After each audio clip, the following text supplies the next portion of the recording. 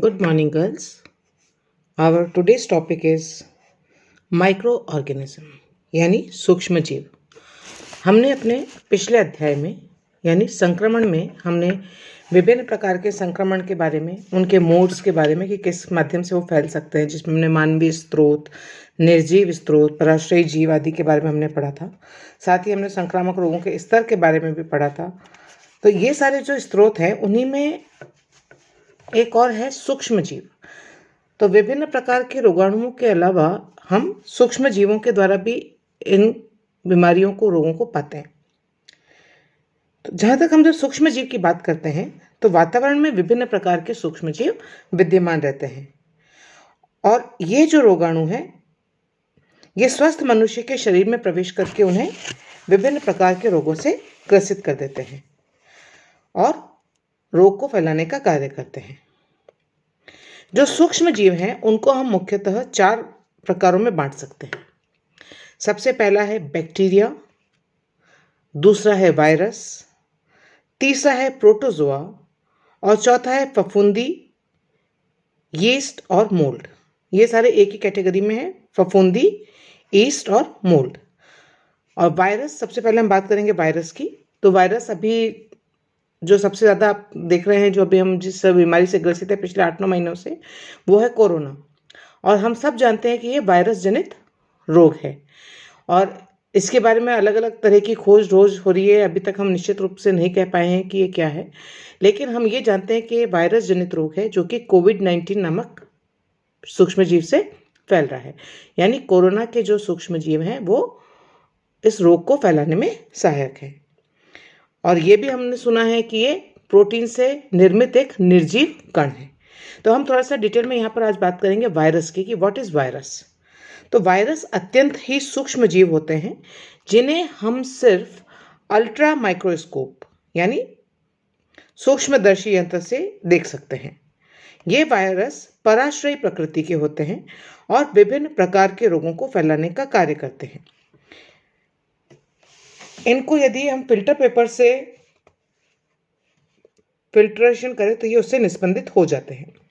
हालांकि जैसे यहाँ पर अगेन मैं क्या बताना चाहूँगी कि कोरोना का जो वायरस है वो बहुत ही महीने दिखाई देने योग्य नहीं है, दिखता नहीं है, लेकिन बहुत तेज़ी से एक व्यक्ति से दूसरे व्यक्ति में ये फैलता है और पराश्रयी है, यानी कि ये इसको कोई ना कोई माध्यम चाहिए ग्रो करने के लिए।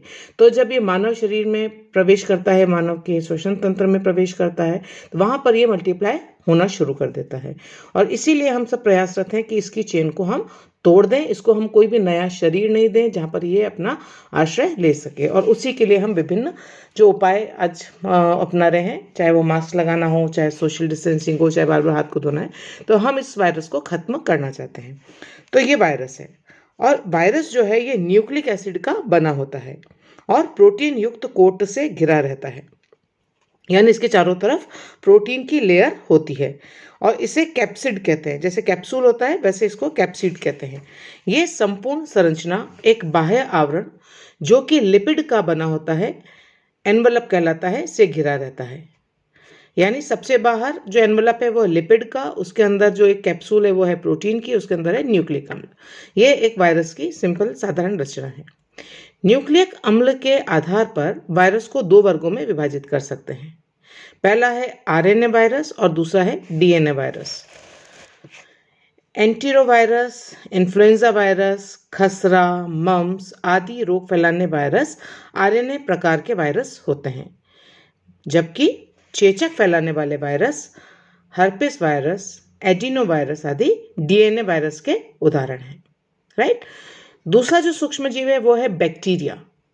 तो वायरस की तरह ही बैक्टीरिया भी अति सूक्ष्म एक कोशीय जीव होते हैं और इनका जो आंतरिक भाग जीव द्रव्य और बाह्य आवरण एक्टोप्लाज्म का बना होता है।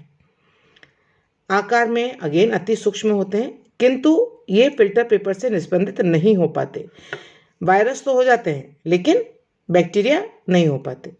और यदि हम इनके आकार की बात करें तो इनका आकार लगभग 1/1000 मिलीमीटर यानी 1 मिलीमीटर का 1000वां भाग से लेकर 1/18,000 मिलीमीटर तक होता है। अब आप इसकी रेंज देख लीजिए और इसकी सूक्ष्मता देखिए कि मिलीमीटर का भी 1000वां और 18000वां भाग। बैक्टीरिया को पौधे एवं प्राणी दोनों वर्गों में विभाजित किया जा सकता है, यानी प्लांट्स और एनिमल। ये सजीव और निर्जीव दोनों पर ही आक्रमण करते हैं तथा पराश्रयी बने रहते हैं। ये भी पैरासाइटिक हैं, दूसरों पर निर्भर रहने वाले। जब बैक्टीरिया मृत कार्बनिक पदार्थों पर निर्भर रहते हैं और अपना जीवन यापन करते हैं तो इन्हें मृतोपजीवी सेप्रोफाइट्स कहते हैं। और सभी प्रकार के बैक्टीरिया हानिकारक नहीं होते। कुछ बैक्टीरिया लाभदायक भी होते हैं, जिसमें से कुछ उदाहरण है। देखिए, आप हम सब जानते हैं, बहुत कॉमन है, जब हम दूध में जामन डालते हैं और जब उसको दही में परिवर्तित करते हैं तो वहाँ पर भी बैक्टीरिया की जो ग्रोथ है उसकी वजह से दूध से दही जमता है। तो वो भी एक प्रकार का जो जीवाणु है वो लाभदायक है। इसी प्रकार से आंतों में हमारे जो इंटेस्टाइन्स है उसमें विटामिन बी संश्लेषित करने वाले जो बैक्टीरिया हैं वो भी वहाँ पर उपस्थित रहते हैं, वो भी लाभदायक श्रेणी के अंदर आते हैं। कुछ बैक्टीरिया बहुत ही खतरनाक और घातक होते हैं और मनुष्य के शरीर में प्रविष्ट होकर विभिन्न प्रकार के जानलेवा रोगों को जन्म देते हैं, जैसे हैजा, जिसको कॉलेरा बोलते हैं, TB, B coli, typhoid, diphtheria आदि। ये सारे हैं जो कि हानिकारक हैं और घातक हैं। बैक्टीरिया उपयुक्त ताप, नमी, गर्मी और माध्यम यानी मीडियम आदि पाकर तीव्र गति से गुणन क्रिया द्वारा अपनी वंश की वृद्धि करते हैं। यानी यदि उन्हें अनुकूल ताप मिल जाए, नमी मिल जाए, गर्मी मिल जाए, उष्णता, और उनको यदि प्रॉपर माध्यम भी मिल जाए तो वो अपनी गुणन क्रिया में को तेज गति से करते हैं और उससे उनकी वंश वृद्धि हो जाती है। एक गणना के अनुसार एक बैक्टीरिया 1 घंटे में 2 से लेकर 1 दिन में 1,70,00,000 तक की संख्या में वृद्धि करते हैं। बैक्टीरिया विभिन्न आकार और प्रकार के होते हैं। आकार के आधार पर इनको निम्न वर्गों में विभाजित किया है। सबसे पहला जिसमें आपको बताऊंगी मैं, दंडाणु, बेसिलाई बोलते हैं इनको इंग्लिश में, दंडाणु। और जैसा कि नाम से ही दंडाणु यानी छड़ के आकार के, तो ये महीन महीन दंड के यानी रॉड्स के आकार के होते हैं, जो कभी अकेले और कभी श्रृंखला में पाए जाते हैं। उसका उदाहरण है बैसिलस टाइफोसिस, यानी बैसिलाई की जो भी कैटेगरी है वो सब इसमें आएगी। Mycobacterium tuberculosis, B anthrax, B diphtheria, salmonella, clostridium आदि इनके उदाहरण हैं। राइट। तो दंडाणु क्या है? महीन रॉड के आकार के या दंड के आकार के हैं, और सभी कभी तो सिंगल होते हैं और कभी वो चेन के रूप में, श्रृंखला के रूप में पाए जाते हैं। एग्जाम्पल है इसके bacillus typhosis, mycobacterium tuberculosis, B anthracis, B diphtheria, salmonella, clostridium. Right. दूसरे होते हैं, जो दूसरा प्रकार है इनका वो है गोल जीवाणु, जिनको कोकाई बोलते हैं। पहला बैसिलाई, दूसरा कोकाई। और इनका जो आकार है वो कैसा होता है? गोल होता है, यानी ये आकृति में गोल होते हैं, और ये पेयर में रह सकते हैं, श्रृंखला में यानी चेन में हो सकते हैं, और गुच्छे के रूप में भी हो सकते हैं। यदि ये पेयर के रूप में या जोड़े के रूप में होते हैं तो डिप्लोकोकाई कहलाते हैं। यदि श्रृंखला में है, चेन में है, तो स्ट्रेप्टोकोकाई कहलाते हैं, और यदि गुच्छे के रूप में है तो स्टैफिलोकोकाई कहलाते हैं। ठीक है, यानी इनके आकार के अनुसार ही इनका नामकरण किया गया है।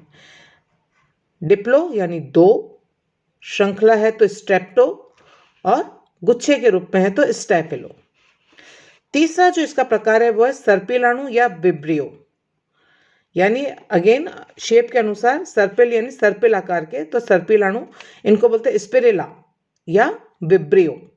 ये कोमा, वक्र, कोमा यानी अपन जो ब्रैकेट में जो कोमा लगाते हैं, ऊपर बिंदु लगा के नीचे कोमा लगाते हैं, वक्र यानी कर्व, तरंग के आकार के होते हैं। जैसे विब्रियो कॉलेरा, यानी कॉलेरा को फैलाने वाले जो बैक्टीरिया हैं वो विब्रियो कॉलेरा कहलाते हैं, और वो इसके स्पिरेला या विब्रियो प्रकार के हैं। ये बैक्टीरिया हैजा फैलाने में अहम भूमिका निभाते हैं।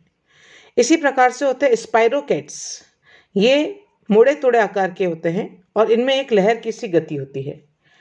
स्पाइरोकेट पैलिडम या ट्रेपोनिमा पैलिडम इनके उदाहरण हैं, जो सिफिलिस जैसे भयानक यौन रोग को पैदा करते हैं। हालांकि इस रोग के रोगी कम है, लेकिन सिफिलिस जो है ये एक प्रकार का यौन रोग है और उसका जो कारण है वो है स्पाइरोकेट पैलिडम या ट्रेपोनिमा पैलिडम। ठीक है, नेक्स्ट इसका जो प्रकार है वो है प्रोटोजोआ। प्रोटोजोआ भी बहुत अत्यंत सूक्ष्म जीव होते हैं, जिनमें एक्टोप्लाज्म, प्रोटोप्लाज्म और केंद्रक पाया जाता है। ये एक स्थान से दूसरे स्थान पर गमन कर सकते हैं, जा सकते हैं, और इनमें सजीव प्राणियों के सभी लक्षण विद्यमान होते हैं। और सभी जो लक्षण कौन से हैं प्राणियों के? श्वसन करना, प्रजनन करना, स्वांगीकरण करना, उत्सर्जन करना, पाचन आदि। और ये सारी अगर आपको याद हो तो ये सारे जो गुण हैं वो किसमें होते हैं? कोशिका की विशेषताओं में आपने पढ़ा है। तो जो कोशिका की विशेषता है वही प्राणी की विशेषता है। तो इनमें भी श्वसन क्रिया पाई जाती है, इनमें भी प्रजनन पाया जाता है, इनमें स्वांगीकरण पाया जाता है, इनमें उत्सर्जन पाया जाता है और पाचन भी पाया जाता है। और इसके साथ साथ ये कूटपाद यानी सूडोपोडिया, छिपे हुए पैरों का निर्माण भी करते हैं और इन्हीं की सहायता से भोजन हेतु शिकार को पकड़ने का कार्य करते हैं। और जैसा कि आपको मालूम है, अमीबा इसका एक बहुत अच्छा उदाहरण है। तो अमीबा में कूटपाद स्पष्ट रूप से पाए जाते हैं, ये छिपे हुए पैर स्पष्ट रूप से नजर आते हैं। और एंट अमीबा हिस्टोलिटिका या प्लाज्मोडियम बाइबेक्स और प्लाज्मोडियम के अन्य जाति के प्रोटोजोआ, ये सभी प्रोटोजोआ संघ के ही जीव हैं। ये जीव रोगोत्पादक हैं, यानी रोग को उत्पन्न करते हैं। और प्लाज्मोडियम जाति के जीव, जो प्लाज्मोडियम इसमें जो कैटेगरी है, वो जीव मलेरिया और एंटअमीबा हिस्टोलिटिका क्या करती है? पेचिश रोग यानी डिसेंट्री, इसमें जो खूनी दस्त जिसको हम कहते हैं वो पैदा हो जाती है। ट्रिपोनेजम गैम्बियंसी लसिका और रक्त और केंद्रीय नाड़ी संस्थान में पाया जाता है और निद्रा संबंधी रोग पैदा करता है। प्रोटोजोआ में लैंगिक और अलैंगिक दोनों ही प्रकार का प्रजनन होता है। अलैंगिक प्रजनन मनुष्यों में और लैंगिक प्रजनन जंतुओं में होता है। ठीक है, तो ये है प्रोटोजोआ प्रकार हो गया इसका। जो लास्ट इसकी कैटेगरी थी वो थी फफूंदी ईस्ट या मोल्ड। तो ये जीव एक कोशिकीय और बहुकोशिकीय दोनों ही प्रकार के होते हैं। इनमें से ईस्ट और मोल्ड लाभदायक प्रकृति के भी होते हैं और कई प्रकार के उद्योग और व्यवसाय को चलाने में उपयोगी हैं, लेकिन कुछ हानिकारक भी होते हैं जो फल और सब्जियों में उत्पन्न होकर उन्हें सड़ा देते हैं। फफूंदी बच्चों एवं बड़ों में खाज, खुजली, दाद और त्वचा संबंधी अनेक रोग पैदा करते हैं। मोल्ड भी कई प्रकार के होते हैं जो कि लाभदायक भी होते हैं और इनमें से कई प्रकार के एंटीबायोटिक्स उनसे तैयार किए जाते हैं। जहाँ तक ईस्ट की बात है तो आप सब जानते हैं और हम सब जिस ब्रेड का उपयोग करते हैं और ब्रेड के जितने भी उत्पादों का उपयोग करते हैं वो सारे इसी ईस्ट से तैयार की जाती है। तो इसका उपयोग हम ये लाभदायी ईस्ट को हम फफूंदी में हम इसको कैटेगरी के अंदर हम इसको काउंट कर सकते हैं। इसी प्रकार से जो फल और सब्जियों में जो जब फफूंदी लग जाती है तो वो वहाँ पर उन्हें सड़ा देती है उसके अंदर उन फलों को। और कई बार हम ये देखते हैं कि हम डॉक्टर आपके पास जाते हैं, आप डॉक्टर के पास जाते हो तो कहते हैं फंगल इन्फेक्शन है, यानी अंगों में जहाँ पर कि हवा प्रॉपर नहीं लग रही है, उंगलियों के बीच में, कभी चमड़ी पे, कभी वजाइना में, कभी इस तरह से वहाँ पर फंगल इन्फेक्शन हो जाता है। वहाँ पर नमी की और उचित तापमान के कारण वहाँ पर फंगस उत्पन्न हो जाती है। तो ये सारे प्रकार के माइक्रो ऑर्गेनिज्म हैं जो कि विभिन्न प्रकार के रोगों को उत्पन्न करते हैं और व्यक्ति को। आज के लिए बस इतना ही। Thank you.